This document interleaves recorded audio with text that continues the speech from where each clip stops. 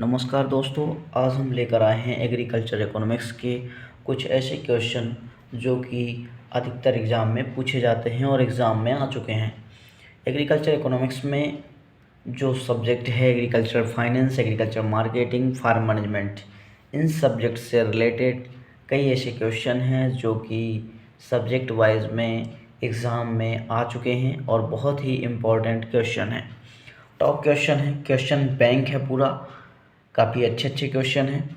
अगर वीडियो पसंद आए तो लाइक और शेयर ज़रूर करें। तो चलते हैं, ज़्यादा टाइम ना लेते हुए चलते हैं क्वेश्चन की ओर। First, when was the first bank of India established? Bharat का पहला बैंक कब स्थापित किया गया था? 1770 में। When was lead bank established? Lead bank की स्थापना कब हुई? 1969 में। For how many days medium term loan is given? Medium term loan कितने दिन के लिए दिया जाता है? 15 months to 5 year. What is the full form of PSCCS? PSCCS का पूरा नाम क्या है? Primary agriculture cooperative credit society. Who was the first commercial bank in India? First commercial bank India का कौन सा है? वो है अवध कमर्शियल बैंक, 1881 में इस्टेब्लिश हुआ था। When was the cooperative bank establishment? सहकारी बैंक की स्थापना कब हुई थी? 1904 में। Who recommended the creation of regional rural banks? Regional rural bank की सिफारिश किसने की थी? रिकमेंडेड किसने किया था? वो नरसिम्हन कमेटी द्वारा किया गया था रिकमेंडेड। नेक्स्ट है, what is the full form of NAFED?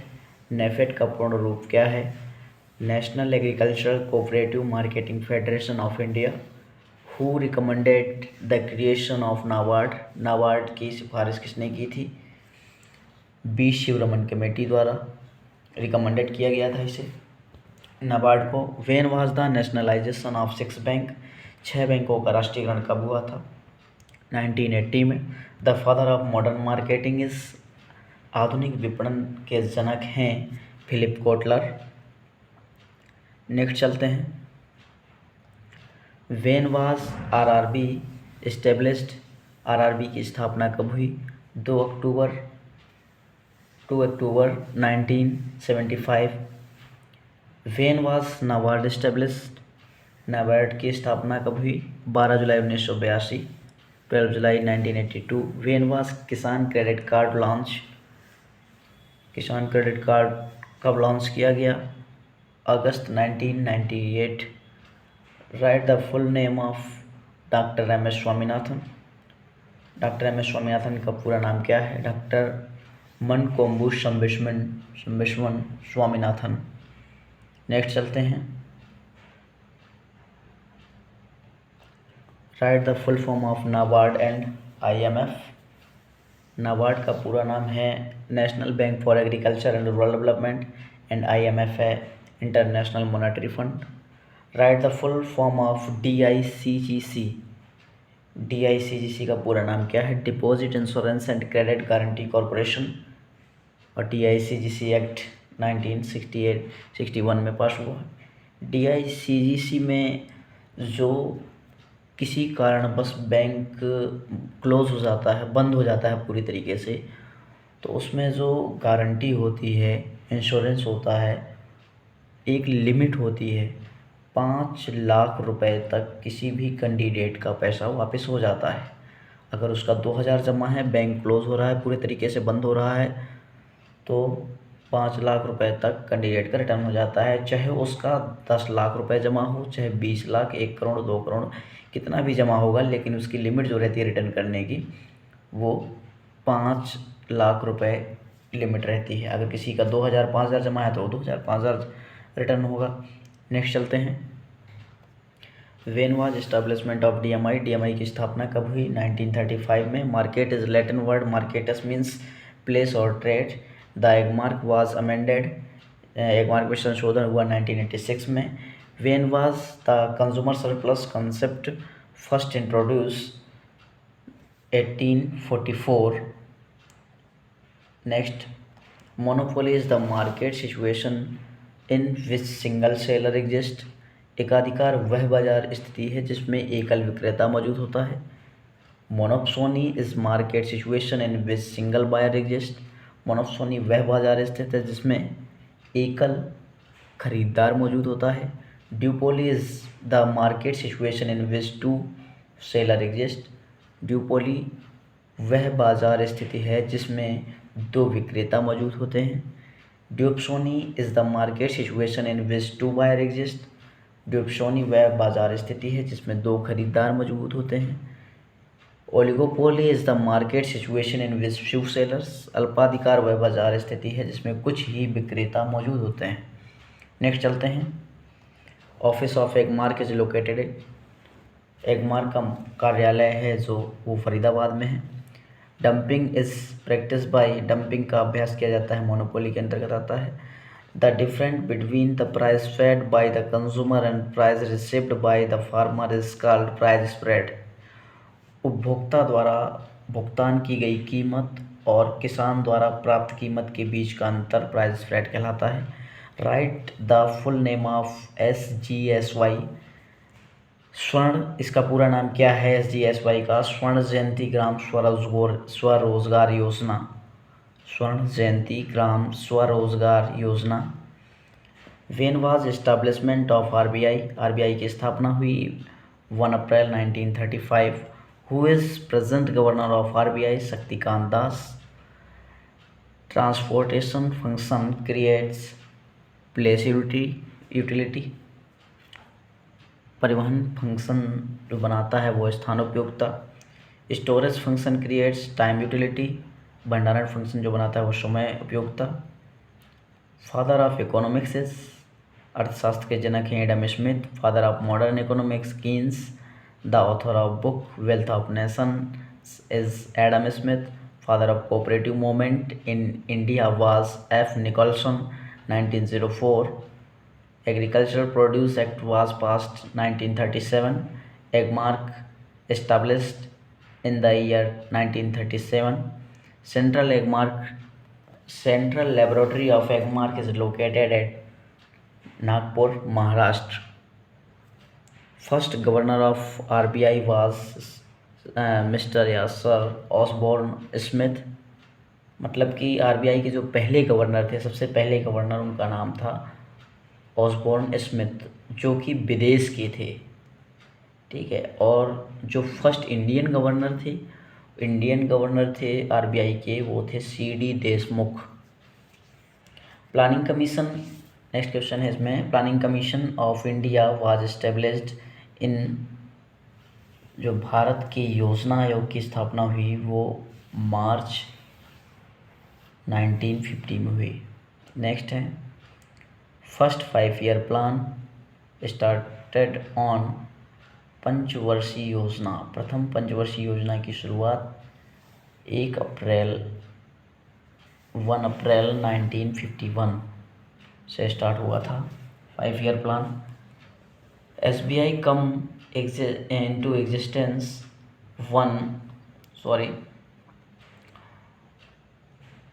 SBI come into existence on 1 July 1955।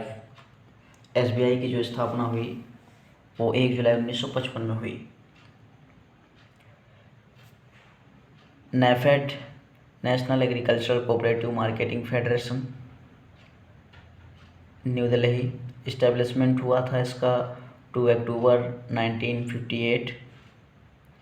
FCI, food corporation of India, was established on 14 January 1965। CACP, commission for agriculture cost and price 1965। CACP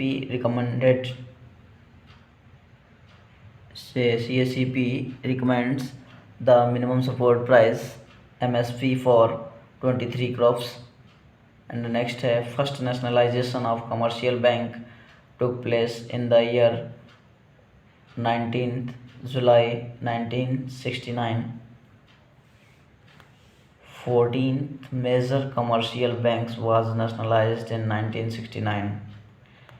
RRB Regional Rural Bank was established on 2 October 1975 and RRB Act 1976.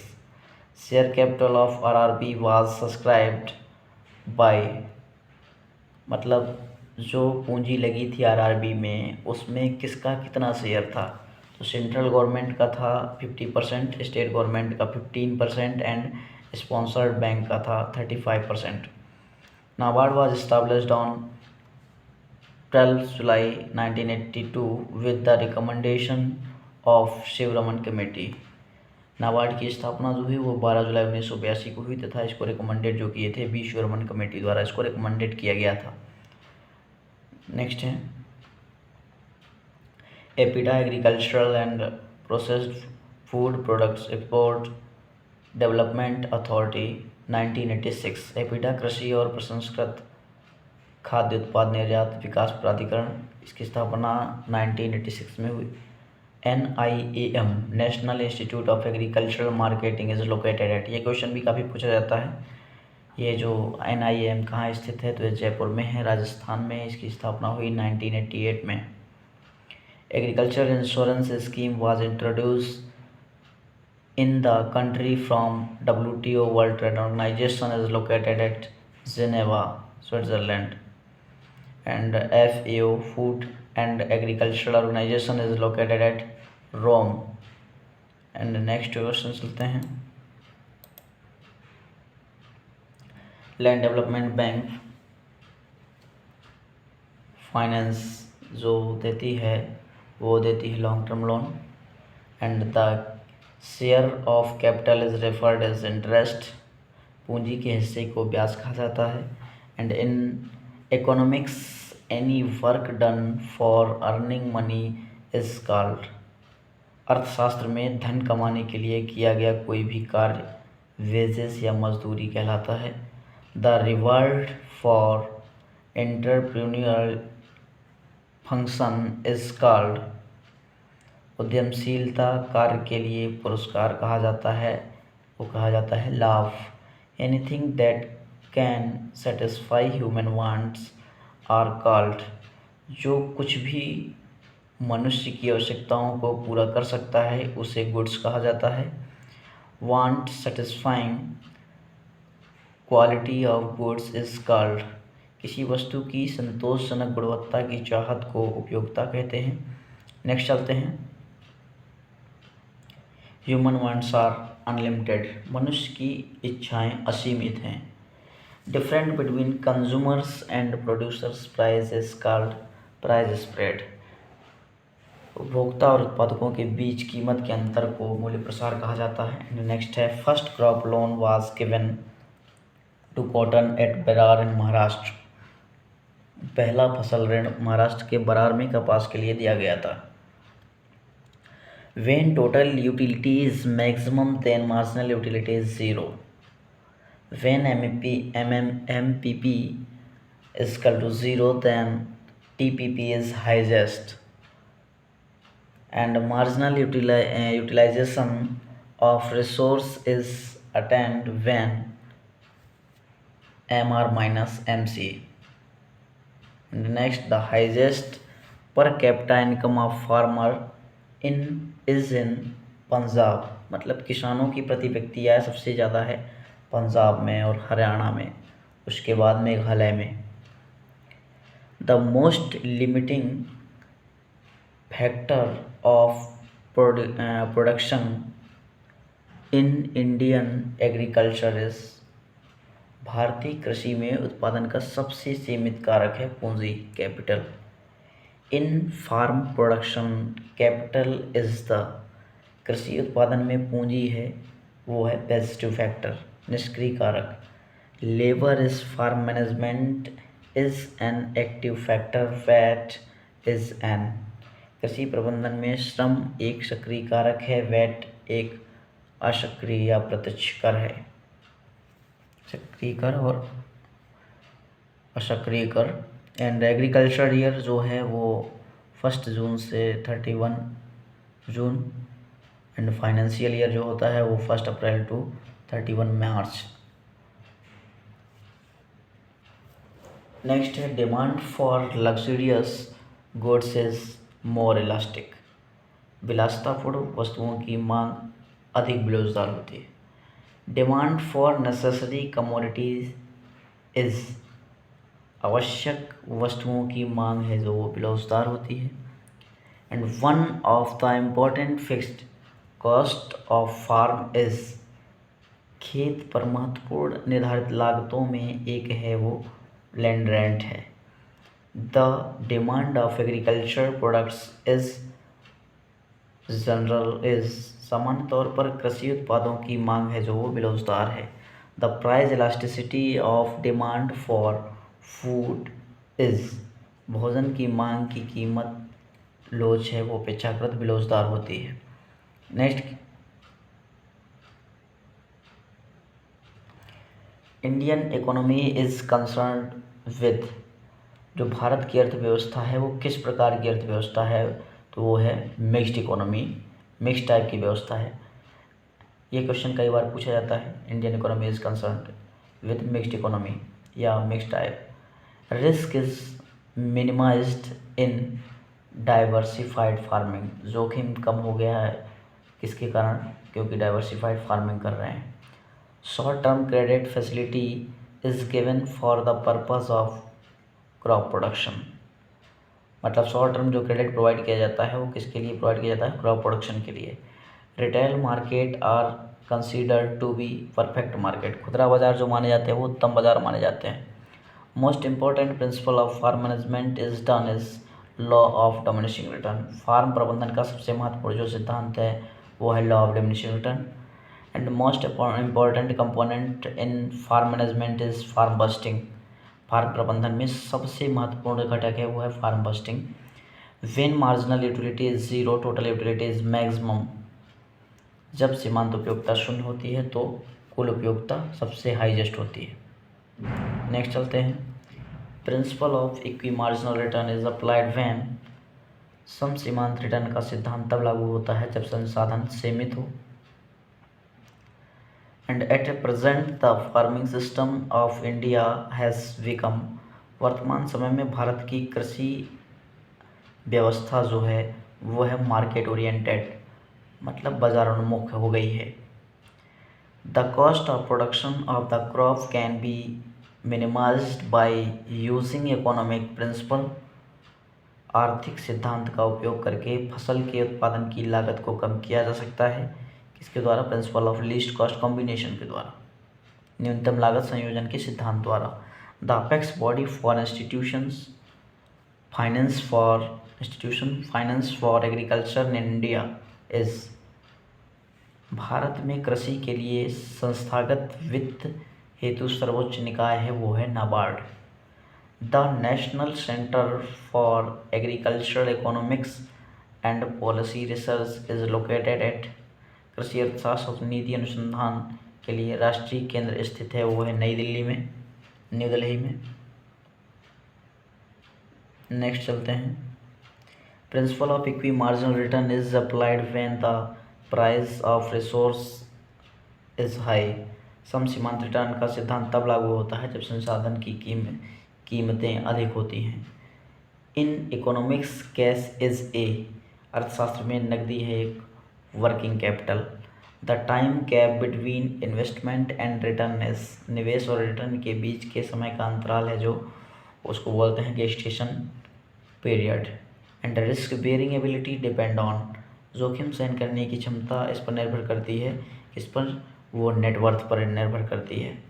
And when total utility is maximum then marginal utility is zero, फिर से repeat हो गया भाई question.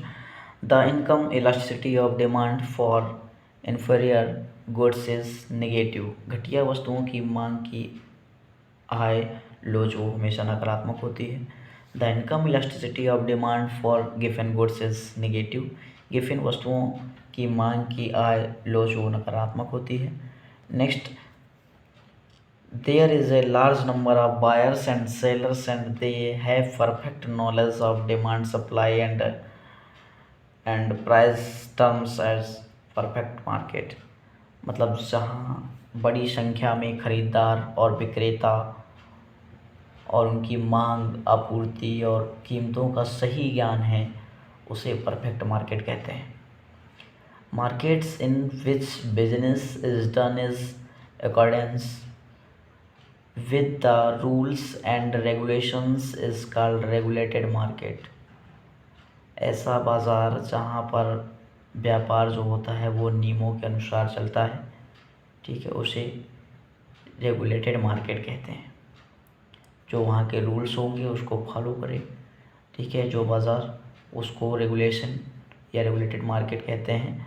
The cost involved in moving the product from the point of production to point of consumption is called marketing cost। उत्पाद को उत्पादन के बिंदु से उपभोग के बिंदु तक ले जाने में शामिल लागत को क्या कहा जाता है? विपणन लागत कहा जाता है। World bank is located in Washington.